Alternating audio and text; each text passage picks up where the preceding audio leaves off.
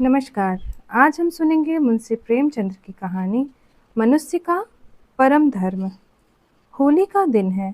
लड्डू के भक्त और रसगुल्ले के प्रेमी पंडित मोटेराम शास्त्री अपने आंगन में एक टूटी खाट पर सिर झुकाए चिंता और शोक की मूर्ति बने बैठे हैं। उनकी सहधर्मिणी उनके निकट बैठे हुई उनकी ओर सच्चे संवेदना की दृष्टि से ताक रही है और अपनी मृदु वाणी से पति की चिंताग्नि को शांत करने की चेष्टा कर रही है।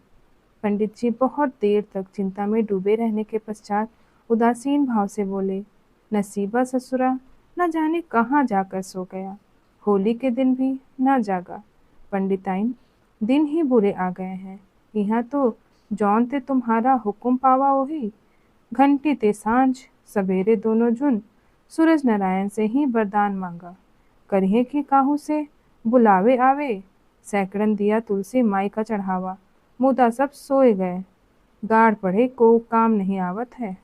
मोटेराम, कुछ नहीं, ये देवी देवता सब नाम के हैं। हमारे बखत पर काम आवे तब हम जाने कि कोई देवी देवता। सेंत मेंत में मालपुआ और हलवा खाने वाले तो बहुत हैं। पंडिताइन, का सहर भरमा हम कोई भल मनई नाही रहा। सब मरी गए। मोटेराम, सब मर गए बल्कि सड़ गए। 10 5 हैं तो साल भर में 2 1 बार जीते हैं। वह भी बहुत हिम्मत की तो रुपए की 3 सेर मिठाई खिला दी।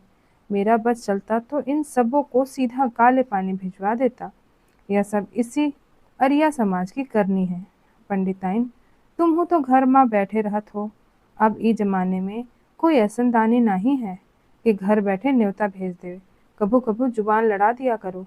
मोटेराम, तुम कैसे जानती हो कि मैं जुबान नहीं लड़ाता? ऐसा कोई रईस इस शहर में है जिसके यहाँ आकर मैंने आशीर्वाद न दिया हो? मगर कौन ससुरा सुनता है, सब अपने अपने रंग में मस्त है। इतने में पंडिताइन चिंतामणि के पदार्पण किए। हे पंडित मोटेराम जी के परम मित्र थे।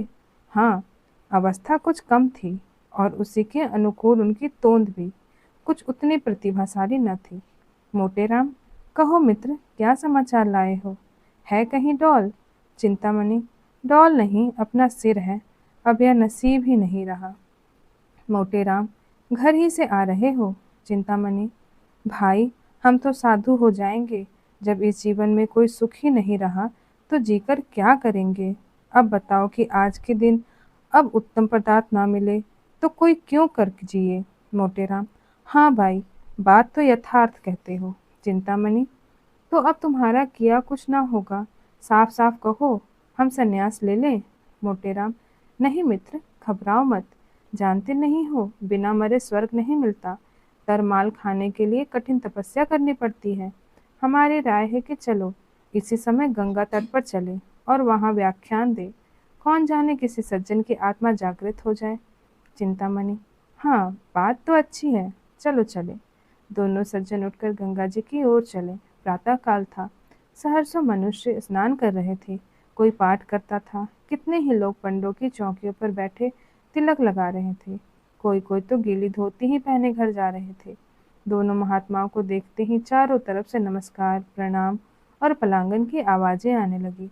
दोनों मित्र इन अभिवादनों का उत्तर देते गंगा तट पर जा पहुंचे और स्नानादि में प्रवृत्त हो गए। तत्पश्चात एक पंडित की चौकी पर भजन गाने लगे। वह ऐसी विचित्र घटना थी कि सैकड़ों आदमी कौतूहलवश आकर एक चित्र हो गए। जब श्रोताओं की संख्या कई सौ तक पहुंच गई तो पंडित मोटेराम गौरवयुक्त भाव से बोले, सज्जनों, आपको ज्ञात है कि जब ब्रह्मा ने इस असार संसार की रचना की तो ब्राह्मणों को अपने मुख से निकाला। किसी को इस विषय में शंका तो नहीं है? श्रोतागण, नहीं महाराज, आप सर्वथा सत्य कहते हो। आपको कौन काट सकता है? मोटेराम, तो ब्राह्मण ब्रह्मा के मुख से निकले यह निश्चय है। इसीलिए मुख मानव शरीर का श्रेष्ठतम भाग है। अतएव मुख को सुख पहुंचाना प्रत्येक प्राणी का परम कर्तव्य है। हाँ या नहीं? कोई काटता है हमारे वचन को? सामने आए, हम उसे शास्त्र का प्रमाण दे सकते हैं। श्रोतागण, महाराज, आप ज्ञानी पुरुष हो, आपके काटने का साहस कौन कर सकता है? मोटेराम, अच्छा, तो जब यह निश्चय हो गया कि मुख को सुख देना प्रत्येक प्राणी का परम धर्म है तो क्या यह देखना कठिन है कि जो लोग मुख में विमुख हैं वे दुखी के भागी हैं? कोई काटता है इस वचन को? श्रोतागण, महाराज आप धन्य हो, आप न्याय शास्त्र के पंडित हो। मोटेराम, अब प्रश्न यह होता है कि मुख को सुख कैसे दिया जाए। हम कहते हैं जैसी तुम में श्रद्धा हो, जैसा तुम में सामर्थ्य हो। इसके अनेक प्रकार हैं। देवताओं के गुण गाओ, ईश्वर वंदन करो, सत्संग करो और कठोर वचन ना बोलो। इन बातों से मुख को सुख प्राप्त होगा। किसी को विपत्ति में देखो तो उसे ढाढ़स दो, इससे मुख का सुख होगा। किंतु इन सब उपायों में श्रेष्ठ, सबसे उत्तम, सबसे उपयोगी एक और ही ढंग है। कोई आप में ऐसा है जो उसे बतला दे? हाँ, कोई बोला। श्रोतागण, महाराज आपके सम्मुख कौन मुख खोल सकता है? आप ही बताने की कृपा कीजिए। मोटेराम, अच्छा, तो हम चिल्लाकर गला फाड़ फाड़ कर कहते हैं कि वह इन सब विधियों में श्रेष्ठ है, उसी भांति जैसे चंद्रमा समस्त नक्षत्रों में श्रेष्ठ है। श्रोतागण, महाराज अब विलंब न कीजिए, यह कौन सी विधि है? मोटेराम, अच्छा सुनिए, सावधान होकर सुनिए। वह विधि है मुख को उत्तम पदार्थों का भोजन करवाना, अच्छी अच्छी वस्तु खिलाना। कोई काटता है हमारी बात को? आए हम उसे वेद मंत्रों का प्रमाण दे। एक मनुष्य ने शंका की, यह समझ में नहीं आता कि सत्य भाषण से मिष्ट भक्षण क्यों होकर मुख के लिए अधिक सुखकारी हो सकता है। कोई मनुष्य ने कहा, हाँ हाँ, हमें भी यही शंका है। महाराज इस शंका का समाधान कीजिए। मोटेराम, और कोई शंका है? हम बहुत प्रसन्न होकर उसका निवारण करेंगे। सज्जनों, आप पूछते हैं कि उत्तम पदार्थों का भोजन करना और कराना क्यों कर सत्य भाषण से अधिक सुखदायी है। मेरा उत्तर है कि पहला रूप प्रत्यक्ष है और दूसरा अप्रत्यक्ष। उदाहरणतः कल्पना कीजिए कि मैंने कोई अपराध किया। यदि हाकिम मुझे बुलाकर नम्रतापूर्वक समझाए कि पंडित जी आपने यह अच्छा काम नहीं किया, आपको ऐसे उचित नहीं था, तो उसका यह दंड मुझे सुमार्ग पर लाने में सफल न होगा। सज्जनों, मैं ऋषि नहीं हूँ, मैं दीनहीन माया जाल में फंसा हुआ प्राणी हूँ। मुझ पर इस दंड का कोई प्रभाव न होगा। मैं हाकिम के सामने से हटते ही फिर उसी कुमार्ग पर चलने लगूंगा। मेरी बात समझ में आती है? कोई काटता है इसे? श्रोतागण, महाराज आप विद्यासागर हो, आप पंडितों के भूषण हो, आपको धन्य है। मोटेराम, अच्छा, अब उसी उदाहरण पर फिर विचार करो। हाकिम ने बुलाकर दक्षिण कारागार में डाल दिया और वहां मुझे नाना प्रकार के कष्ट दिए गए। अब जब मैं छूटूंगा तो वर्षों तक यातनाओं को याद करता रहूंगा और संभवतः कुमार्ग को त्याग दूंगा। अब पूछोगे ऐसा क्यों? दंड दोनों ही हैं, तो क्यों एक का प्रभाव पड़ता है और दूसरे का नहीं? इसका कारण यही है कि एक का रूप प्रत्यक्ष है और दूसरे का गुप्त। समझे आप लोग? श्रोतागण, धन्य हो कृपा निधान, आपको ईश्वर ने बड़ी बुद्धि सामर्थ्यता दी है। मोटेराम, अच्छा, तो अब आपका प्रश्न होता है उत्तम पदार्थ किसे कहते हैं? मैं इसकी विवेचना करता हूँ। जैसे भगवान ने नाना प्रकार के रंग नेत्रों के विनोदार्थ बनाए, उसी प्रकार मुख के लिए भी अनेक रसों की रचना की। किंतु इस समस्त रसों में श्रेष्ठ कौन है? यह अपनी अपनी रुचि है, लेकिन वेदों और शास्त्रों के अनुसार मिष्ट रस माना जाता है। देवतागण इसी रस पर मुग्ध होते हैं।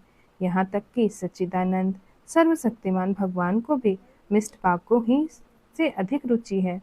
कोई ऐसा देवता का नाम बता सकते हो जो नमकीन वस्तुओं को ग्रहण करते हो? है कोई जो ऐसी एक दिव्य ज्योति का नाम बता सके? कोई नहीं। इसी भांति खट्टे, कड़वे और चरपरे कसैले पदार्थों से भी देवता को प्रीति नहीं है।